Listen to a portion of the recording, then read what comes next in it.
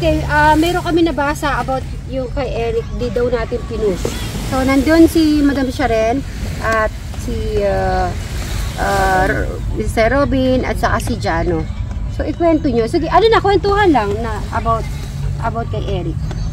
Ako, inakitan ko pa si Kuya Rag para mapus. Oo, ako nga. Niyayakap ko siya. Tapos, inaano ko siya. Kinakausap ko siya na maayos para sumama.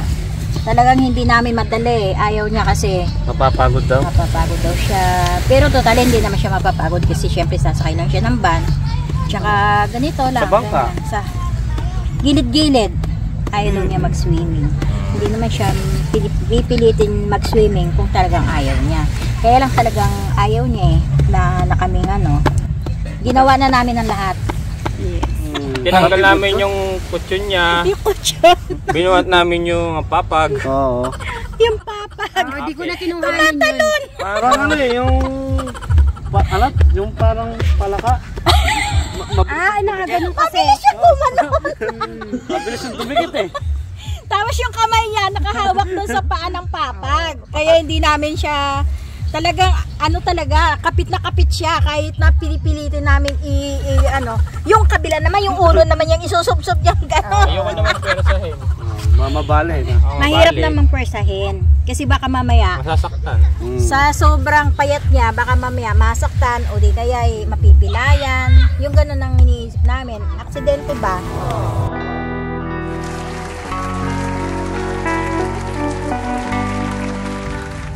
Ayun, ang oras ay 3:30 ng hapon. Ay, check natin, may walang tao dito sa pang-volleyball. Pwede tayo mag-volleyball, oh.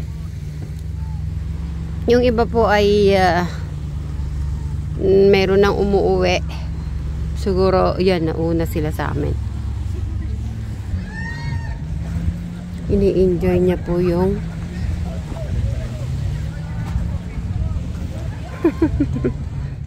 at mainit-init ang amin na banana. Gusto namin ay matikman mo ang aming banana. Salamat po. Thank you. Kasi napakabait mo. Thank you. Thank you po. Habang mainit ha. Opo. Thank Salamat you. po. Oo. Yan po ang dayo. Yan dayo. Makikita, meron kayo Facebook, di ba? Doon nakikita. Opo, sa Agoho po. Agoho nagsasa. Yun. Thank you. Salamat po. Yan, papakita ko to. Kainin mo na, sir. Habang mainit, bago ka mag-swimming. Oh, tapos, yan, may wifi, camping, hiking, kayak. Yan po ang ano nila. Thank you. Ito ata masarap mamayang matulog, mamayang gabi. Itong ganitong style. Okay. Meron palang ano dito. Kung alam ko lang kagabi, baka dito kami natulog ni Brian. Ayan. May ano po pala dito. Oo. Meron palang another camp dito. Anong basa mo doon, Bri? Capuela? Yan. Buti na lang, nagyaya dito si Crystal.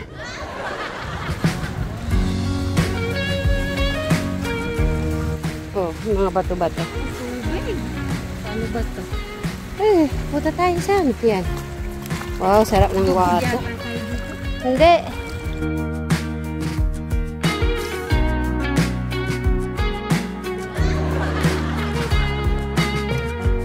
So you don't know what you're doing,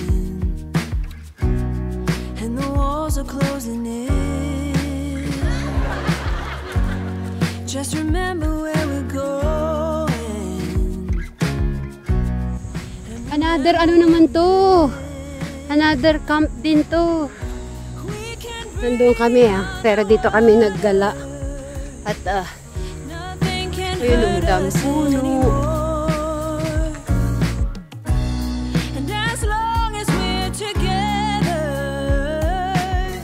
Ang bunso at panganay.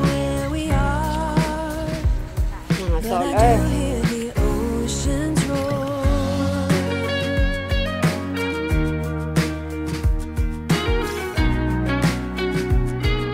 Bato-bato na puta.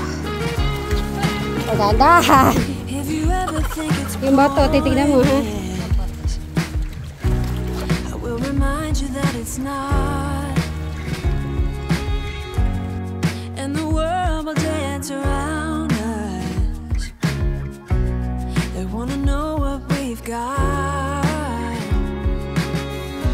We can breathe underwater. Nothing can hurt us anymore. And as long as we're together, it doesn't matter where we are. But I do hear the oceans roar. Wrap your arms around me now.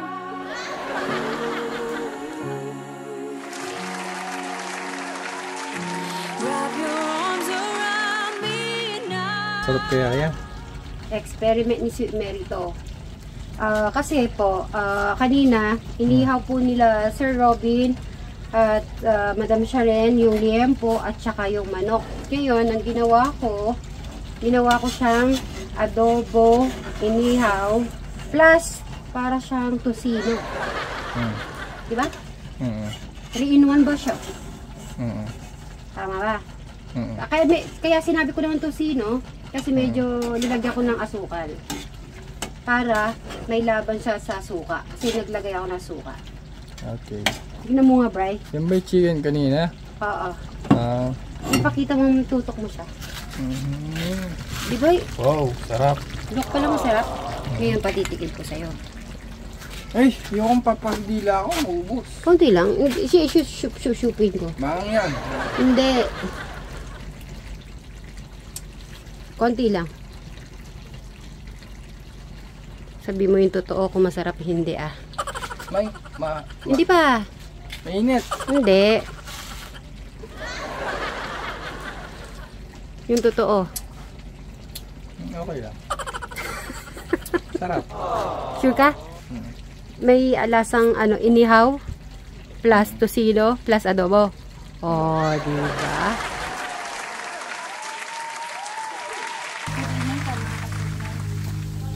Panonoorin ka daw ni Brian kung paano ka magluto ng pancit canton kasi paborito niya yan eh. Ganon. Yes. Mga laman-laan.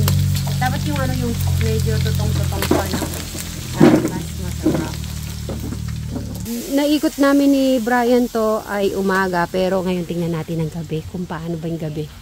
So dito pala may aircon. Meron siyang aircon na ganito. Back tayo kay Madam Sharon. Uy. Ay, may sabaw.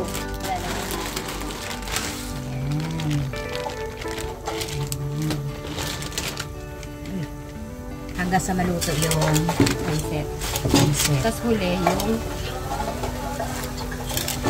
cabbage. Tapos cabbage. Kasi yun, maganda naman maluto siya.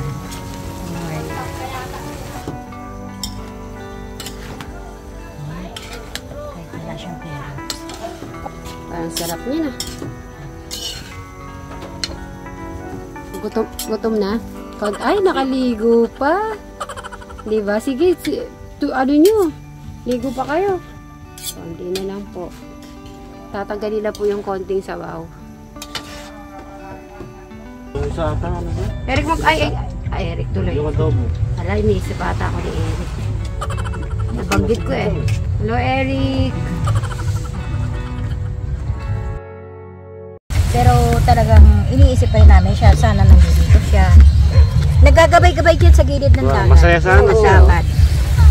Tapos, Kahit nga wala na siyang gagawin, nandyan lang siya, okay na. kahit na anong salita ginawa namin sa kanya kasi gusto namin talagang sumama siya. Correct. Kaso wala eh. Wala tayong magagawa. So sabi namin, kung hindi siya sumama ngayon, at least yung Boracay. Kasi si Sana makakasama sa Boracay. Oo. Meron nag-message sa comment, sabi nila ay painumin natin ng sleeping pills. Baka yun, itry na natin to. Try na natin pagpunta natin sa Boracay. Sa tingin nyo ba, kaya natin gawin yan? Painumin natin? Or kailangan ba natin i-check sa doktor na painumin siya ng sleeping pills o sick ba yun? Parang hindi, may kasama tayo. Si Kuya Jan, kapatid naman eh. Tsaka si si Brian. Yun, tanungin natin yung doktor kung okay lang uminom ng sleeping pills na isa o dalawa para talaga epekto na hindi niya maramdaman na binubuhat namin siya. Ganun na lang siguro. Siguro pakonsult muna natin siguro. Pwede. Kasi sa pagkain niya kasi, hindi na naman tama yung ginagawa na niya na dami natin pagkain tapos kukuha lang siya ng konti. Minsan wala pa. Saglit lang eh.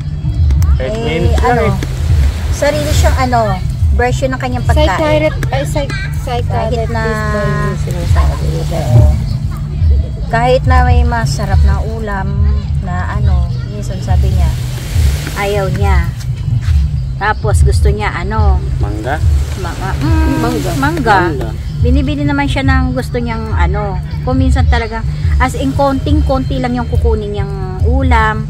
Tapos kain at saka yung isa pang problema kay Kuya Eric. Magkakain siya mabilis. Kauupo wala namin sandali. Siya tayo na. Sa Eric, talagang gustong-gusto na kahit na nandito kami, talagang sinasabi namin sana nandito siya para mag-enjoy naman siya sa niya, kahit na ganyan siya, may enjoy rin talaga niya dahil maraming naliligo, makikita niya. May iba ba yung niya? Yung pananaw niya sa paligid niya. Hindi lang puro nandun lang. Ganon. Sinasabi namin sa kanya kaya na gusto namin gawin yan hanggat bata pa siya. Kasi pag tumanda siya, hindi niya na magagawa yan hanggat bata pa sana siya, malakas siya, gawin niya ng kung ano yung gusto niya sa sarili niya. Tama. Tsaka wag po kayo off-cam naman, sinasabihan po namin si Eric, gusto mo ba ganyan ba gagawin sa buhay mo? Paano pag tumanda ka, di ba? Madam Shari nito, si Madam Shari lagi yung sinasabihan natin. Lagi nasa option na lang. Gusto namin matuto siya kahit wala kami, panatag kami. Kasi di naman habang buhay na ganun talaga siya, di ba? Pag lumakas siya, pwede bang mag-asawa? Makapamilya, malay mo, siya pala yung mauna. O minsan po, hinihila ko na po yung paa. Tapos sinasabi ko sa kanya, wala namang gagawin sa kanya, kundi ganun lang. Mapapagod lang daw eh. Mapapagod daw siya. Hindi naman siya patatrabahuin. Kumbaga, kahit na papano, nandiyan siya, nakikita namin yung niya. At least makikita namin na mag-i-enjoy man lang sana siya. Kung nandun na siya sa bahay, ganun lang. Mag-isa lang siya doon. Wala siyang kausap. Higa. Ganun lang siya. Na-experience po namin. Ako. Na-experience ko kasi first time ko na naman siyempre napunta din. Kasi kami lahat. Ewan ko kung sino pa yung naka-experience na napunta dito. Basta ako. First time ko. Ako din, first time. Masaya. Kasi nagawa namin umakyat ng bundok na napakataas. Sobrang tarik. Tapos, sila yung talagang nagpatuloy.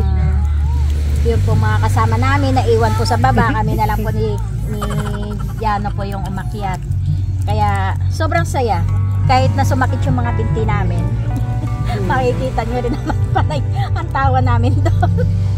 Saka siyempre sa bangka, masaya din eh. Tsaka po sa bangka. Sa bangka po ako sobrang takot ako kasi naiisip ko kasi lalo na pagka gumaganyan na yung bangka. Takot na ako na ang kapit ko kay Jan at saka dun sa makikita. Yung pating lang naman ang pinoproblema ko, yung pating nangangain kasi ng tao eh. Hindi naman siguro. Yung pating? Hindi naman basta-basta nag-aatake. Baka malaking pating yun. Nakaka-excited pagka mas malaki sa'yo, talaga. may mga activity. Hindi Ganyan. siguro. Matatakot. Kasi hindi makakain. Stick na nga yun. Tapos yung siyempre sa ilang days din kami dito. Luto, kain, walang katapusang kain. Ito yung parang stick na may impacho kain ng kain. Oo.